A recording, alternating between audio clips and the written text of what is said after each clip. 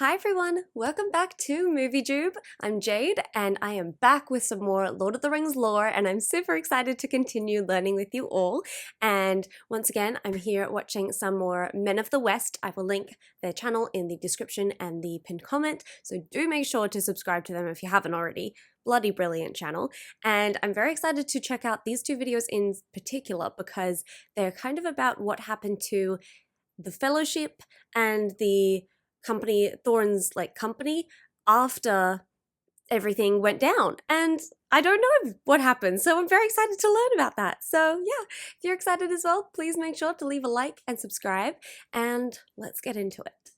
Well, here at last, dear friends, on the shores of the sea, comes the end of our fellowship in Middle-earth. Go in peace. I will not say do not weep, for not all tears are an evil. Greetings and well met, my friends. Yoiston here, and I hope you all are doing well, wherever you are in Middle-earth. Today, I want to continue and slightly modify a series that I started last year, with what happened to the hobbits after the Lord of the Rings. In this series called Epilogues, we will discuss what happened to characters after the chief stories that included them. Today, we will be talking about what happened to each member of the Fellowship of the Ring preceding the events of the Lord of the Rings. Without further ado, let's jump right into it. First, I must give an honorable mention to the High Warden of the White Tower, Boromir, son of Denethor II. Who sacrificed As himself. we all know, he met his end defending the hobbits Merry and Pippin from Saruman's Uruk-hai during the Fellowship of the Ring, and he was slain by a multitude of arrows as he repented for his deeds against the ring-bearer Frodo Baggins. He passed with honor, and the three hunters gathered his possessions before sending them with their master on a boat from Lothlorien out into Nen Hithoil and the Anduin River. Boromir's brother Faramir saw Boromir's funeral boat pass upon the Anduin, and the shattered pieces of his horn were found by Gondorian soldiers upon the banks of the river. Boromir passed away on February 26th of 3019 of the Third Age, at the age of 41. Now, on to the other members of the Fellowship. After the scurrying of the Shire, Frodo would briefly serve as deputy mayor of the Shire to help rebuild the land of the hobbits. Deputy mayor, until his wounds from the quest of the ring prevented him from doing so. Frodo tried to live as peacefully as possible during the remainder of his days in Middle-earth, writing his account in the Red Book of Westmarch, but on the anniversary of the stabbing by the Witch King near Weathertop, the pain from his shoulder wound would flare once again, and on each anniversary of his stabbing by Shelob, Frodo would feel sick again. His pain became too great and continuous for Frodo to enjoy a normal life. So, on September 29th of 3021 of the Third Age, Frodo joined Bilbo, Gandalf, Elrond, Galadriel, and Círdan upon an elven ship to live out the rest of his days in Valinor and recover from his wounds, as his time as a ring-bearer earned him that place and that honor. It's like his place in heaven. Valar. He was 53 when he was last seen in Middle-earth. 53. As for Gandalf, his errand given to him by the Valar was completed, and Sauron was defeated. Following Aragorn's coronation, Gandalf would say farewell to many of his friends, before going to spend time with the Moss-gatherer Tom Bombadil, and likely his wife Goldberry as well. Gandalf would relay much of his adventures to Tom, but Bombadil was most interested in the Ents. Besides this, we don't know what Gandalf did before sailing west, but eventually, as mentioned before, Gandalf would join the others and sail west. However, I subscribe to the theory that they also had another passenger on the elven ship as well, Shadowfax, as Gandalf's friend does not have a conclusive ending to his story. I Thus, agree. the wizard I agree, Gandalf, as he should. or the Maya Shadowfax should. returned home with his friends. I do wonder if Gandalf retained his elderly appearance when he returned to Valinor, or if he took on a younger-looking form while among his friends from Middle-earth. Let me know what you think about this in the comments below. I feel like he enjoys being Next, we look seen at as a Samwise wise the old Brave, man. who replanted the Shire with the soil of Lady Galadriel after the scurrying of the Shire. Sam would also plant a silver nut where the party tree had been, and from it would come the only Malorn tree west of the Misty Mountains and east of the Sundering Seas. Sam would also marry Rosie Cotton, and move in with Frodo at Bag End, before his friend sailed west and left the home and the Red Book of Westmarch to him. Oh, Sam he left and it all Rosie would to have 13 Sam. kids who would take the name of Gardener, in honor of their father who brought back much nature into the Shire. Oh. Will Whitfoot resigned as mayor of Mickledelving, and Gamgee would go on to serve as mayor for 7 consecutive 7-year terms, Okay, man. leading the Shire into a better future. Oh. Sam would add his narratives concerning the War of the Ring to the Red Book of Westmarch during his long and happy life. Good. I'm He would glad it also was a be long, made a happy counselor life. of the North Kingdom by King Elisar. Soon afterwards, he was also given the Star of the Dunedain, and his daughter Eleanor would be a maid of honor to Queen Arwen. Eventually, Rosie would pass away in the year 61 of the Fourth Age, and Samwise would entrust the Red Book of Westmarch to his eldest daughter Eleanor to be handed down as an heirloom. Ah, cool. After this, Sam went to the Grey Havens and sailed west, as he too was a ring-bearer, and he would live out the rest of his days with his best friend Frodo in the land of the Valar. Oh, he eventually Sam was went there as well. 102 when he was last seen in Middle-earth. Now, let's look at Legolas and Gimli, who would be the last members of the Fellowship to journey into the West. Okay. After the coronation of Aragorn, Legolas and Gimli would journey northwards with many of their friends, coming into Rohan, where the elf would fulfill his promise to the dwarf to walk in the glittering caves of Aglarond. Afterwards, the company would ride towards Isengard and the Fangorn Forest, and Gimli would fulfill his promise to Legolas, and they would walk through the forest together. Aww. After their journey in the land of the Ents, the two would travel northeast and go back to their respective homes of Mirkwood and Erebor. I see. Eventually, Gimli would return to the caves of Aglarond with many dwarves, and there establish a new kingdom for the sons of Durin, Oh, no way. and he would become the lord of the Glittering Caves. Of the Gimli glittering would also lead the caves. rebuilding of the gates of Minas Tirith with mithril and steel for King Elisar, and he would achieve works that only a dwarf could. One such work would be the heirloom of his house, the 3 hairs of Lady Galadriel, encased in crystal that would be a sign of goodwill between the dwarves and Whoa, elves encased for in all time. crystal. Gimli would eventually encounter Pippin and Merry once more, and ensure that the history of the Sons of Durin made it into the Thanes Book, a copy of the Red Book of Westmarch. Lovely. Legolas, on the other hand, would return from Mirkwood to Gondor with a company of elves to restore the lands of Ithilien, and it is there that he would live with much of his kin until the death of King Elisar. Okay. After the passing of Aragorn in 120 of the Fourth Age, Legolas would build a boat in Ithilien, and invite a now elderly Gimli into the West. Oh, you Gimli invited accepted Gimli. his best friend's invitation, and he became the only dwarf to sail west.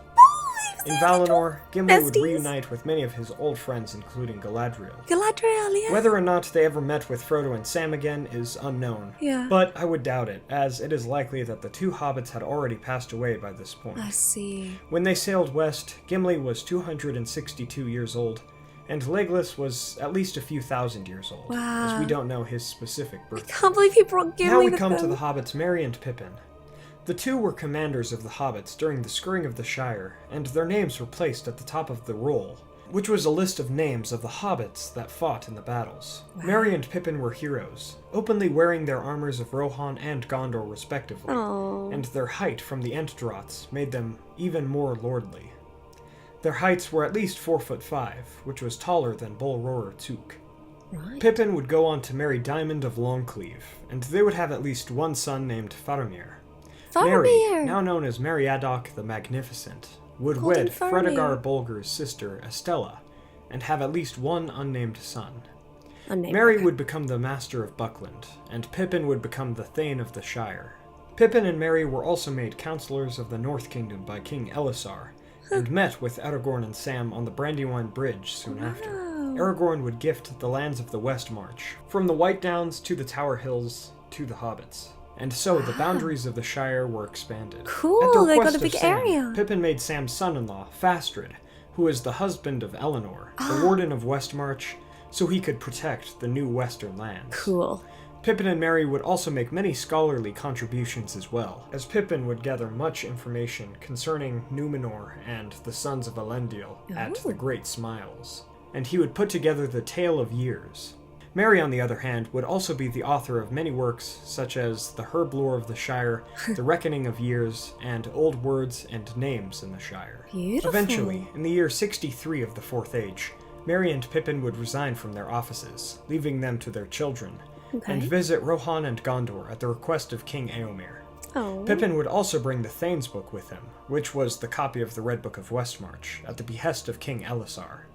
And so they would journey southwards, visiting the 2 kingdoms over the next few years until they passed away, and were laid to rest in Rath Dinnan.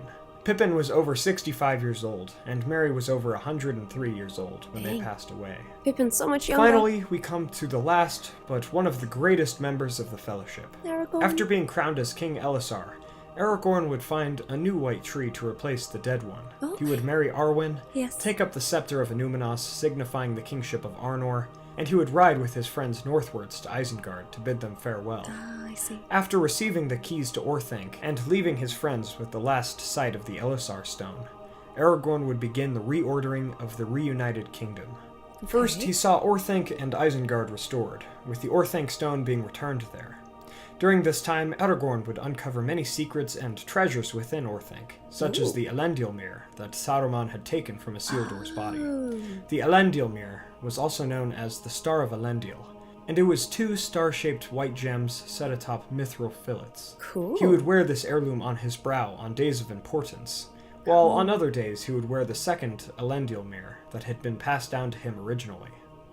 Aragorn and Arwen would eventually have a son named Eldarion. King Elisar would go on to make Steward Faramir, the Lord of Emin Arnin, and the Prince of Ithilien. Aragorn would also re-establish the Great Council of Gondor, whose chief counselor was the Steward, and he would also renew the Oath of Cirion with Éomer, re-establishing strong ties with the Kingdom of Rohan. Oh, good. With his kingly powers, Aragorn would declare that the Druidain forest belonged to the Druidain people, and it was to be protected by his kingdom. Cool. Similarly, Aragorn would proclaim that men were unable to enter the Shire, as it was a free and autonomous land under the protection of his kingdom. Years later, Aragorn would give the Shire the land of Westmarch as well. As mentioned before, he would meet with the hobbits Sam, Merry, and Pippin, and make them counselors of the North. Aww. His reign was truly a great one, marked by the re-establishment of alliances between all of the free peoples, Hell yeah. and the victories over the Easterlings and Haradrim, who would do further harm to the good peoples of the world. His efforts would greatly rebuild Arnor, which had been previously devastated in the war with Angmar many centuries before. I see. And he would visit Enumenos, Arnor's ancient capital. Many years later into the Fourth Age, King Elisar would request the Thane's book from Pippin, so that Gondorian scribes could add accounts to it and make copies. Cool. So the 2 hobbits came south and lived out the remaining years there. After many great years of life, where much change was made, Aragorn gave up his life, as did the Númenórean kings of old, and he passed his titles and heirlooms onto his son Eldarion. Before his passing, he even wished that Arwen would sail west, but she refused, Really? as the choice was long gone. Okay. King Elisar would pass on his birthday, March 1st, in the year 120 of the Fourth Age, passed on your when he birthday? was 210 years old. Oh, but He was he laid would to pass rest on his... alongside his Okay, friends he'd Merry die and on his Pippin birthday. until the end of days. Misunderstood. And so ends the last history of the final member of the Fellowship. From the epilogues of the Fellowship of the Ring, we see that friendships must never break as the days of our lives pass. So March 1st, We he's remember, like, too, that it is never too late to continue aiding the world and doing what's right. Thank you all so much for watching and sticking with me as we looked at so much information. If you enjoyed this video, please hit that like button and share this with a friend.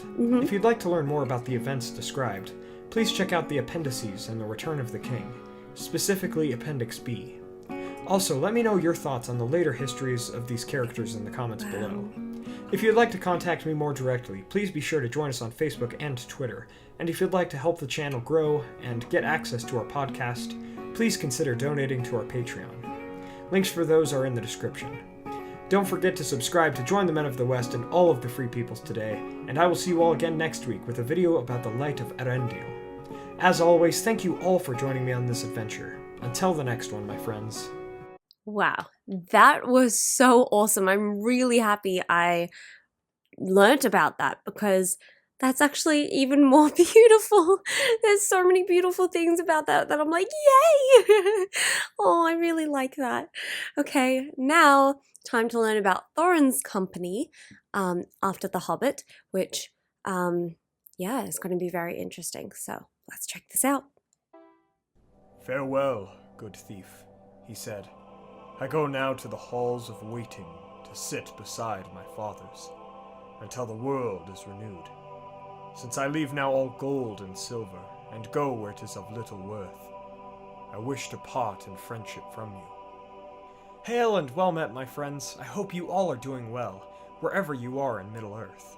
Today we're going to talk about what happened to the members of Thorin's company after Yay. the events of The Hobbit. I hope this episode answers a few questions and that you all enjoy it. Let's delve right into it. We must first start with honorable mentions to some of the heroes of the Battle of the Five Armies. Okay. Thorin Oakenshield and his nephews Fili and Kili. Thorin led his company during the battle, They didn't make it. issuing forth from the halls of Erebor, and providing vital aid to the Free Peoples when he did. During the battle, Thorin was mortally wounded, but was saved from his enemies by his two nephews, as they fell defending their king. Eventually, Beorn saved the dwarf from his ruin upon the battlefield, and he carried Thorin to safety.